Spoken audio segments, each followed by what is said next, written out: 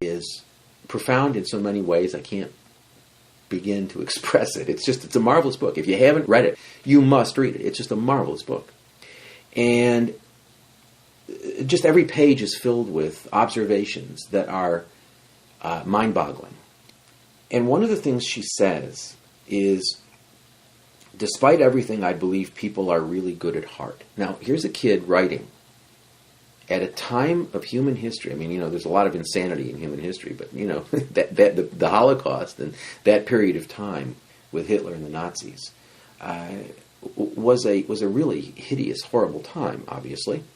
And here's this woman who's hiding in an attic with her family and has to worry about being discovered every day, and eventually is discovered and is killed. And she says, despite everything, I really believe that people are good at heart. Principle number 1. Yeah, there may be some real rotten apples out there. People who are absolutely morally incorrigible, like the people who set up and ran the Holocaust, and all the people who went along with it. However, the default position should be, and default position as far as I'm concerned, is that people are good. They are concerned about moral issues. They are educable. People are really good at heart. That is, for me, one of the most important principles that guides my animal advocacy, my advocacy generally.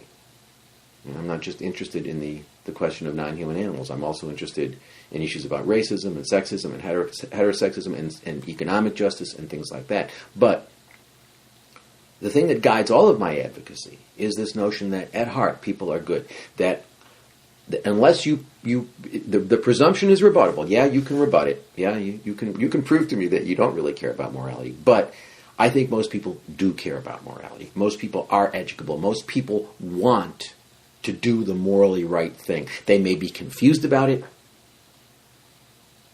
but they want to do the right thing. Indeed, you should always assume anybody who's talking with you about the animal issue is engaged, is interested. I want to get in the other principles. I want to talk a little bit about how you deal with people who are aggressive or disrespectful or rude or whatever. We'll get to that in a second. But the bottom line is, assume that people are good, that they are interested in moral, they care about moral issues. Because I think that that's actually empirically true.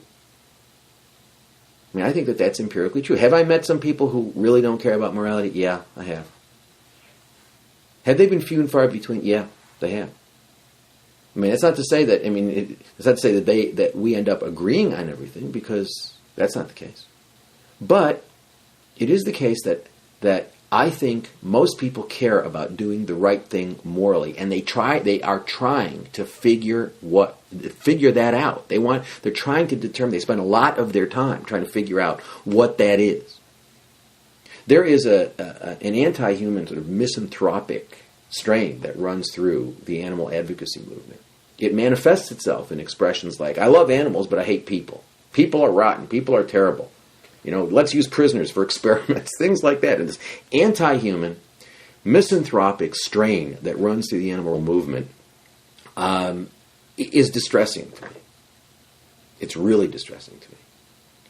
I mean, I don't know why. I mean, I don't know if you really think that, and a lot of quote animal people unquote appear to think that, because I've heard that so many times over the years, and it manifests itself in so many different ways in the things that people say, they write, the things that they write. In terms of their blogs and their whatever, the level of misanthropic thinking of people are bad and whatnot is startling. I don't know why, if you think that, I don't know why you bother. I mean, if you think that most people are like moral eunuchs, then why are you bothering to try to talk to them at all? So my default position is everybody I meet in a checkout line at Whole Foods, everybody I meet in a subway, everybody I meet, I try to engage to the extent that I can. I will try to engage in a discussion about veganism, in a discussion about nonviolence and our relationship with non-human animals. And I assume that all of them are interested, and if they're not, they'll not engage me. But I assume that they do care about moral issues, and they are educable. Okay, that they care about moral issues. They're educable. They're trying to figure out what the morally right thing to do is. Now, I want to address as a subsidiary issue to Principle 1. Principle 1, default position: people are really good at heart. Okay, a subsidiary problem is this, or issue is this. Frequently, when I talk about animal welfare, and I try to debunk animal welfare, I use imagery like, I'll say, well, think about it. We think torture is bad. Would we campaign for humane torture? And most people, as a matter of fact, I can't remember a counterexample, but people don't. People say, yeah. I mean, it would be crazy. We wouldn't advocate for humane torture. Well, you think rape is bad? Well, of course I do. Well, you wouldn't advocate for humane rape, would you? No, you wouldn't advocate for humane child molestation, would you? No, of course not. Well, then why are you advocating if you think, if you agree that we can't morally justify our exploitation of animals, why do we advocate for padded water boards for animals? And some people think that what that argumentation strategy or whatever means is that those people who consume animal products have the same moral standing as do rapists, pedophiles, and slave owners, or torturers, or whatever. I mean, slavery is another example. We think slavery is a bad idea, right? Well, we don't advocate for humane slavery, do we? No, we did. We wouldn't do that. When we find slavery in different parts of the world, because it does exist, nobody approves it. Everybody says it's bad. Everybody agrees it's bad. Nobody defends it. But when, and we're not talking about bad working conditions, that's a whole other issue. Yeah, and that exists all over the place. And some people do defend that. But we're talking about chattel slavery where people are bought and sold. Nobody defends that, at least publicly.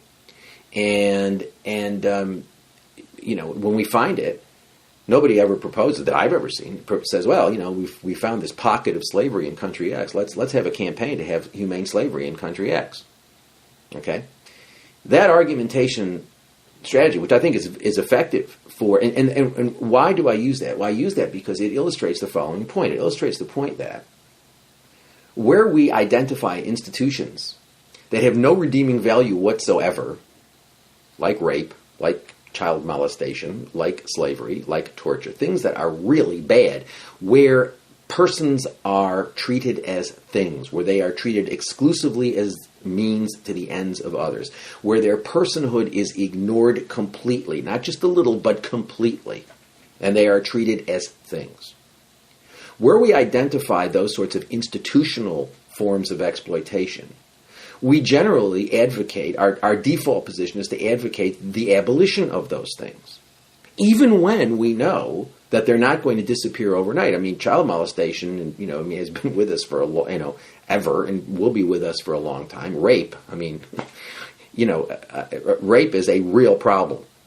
I read something a couple of weeks ago, as I recall, it was 1 in 4 women in college will either be raped or attempted to be raped. I mean, that's stunning. That's stunning.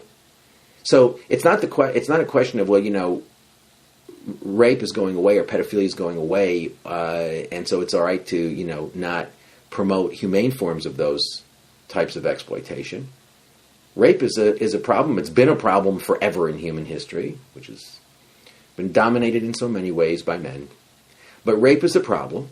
Pedophilia is a problem. It has been a problem forever, but nobody advocates humane rape or humane pedophilia or humane slavery. And so when we identify these institutions, we advocate their abolition, not their regulation. And so my argument is, why don't we do the same for animals? Yes, it's ubiquitous, it's all over the place, but and it's not going to end overnight. But let's make a start by advocating veganism and try to educate people about veganism, because ultimately that's the only thing that's going to work, the only thing that's going to shift us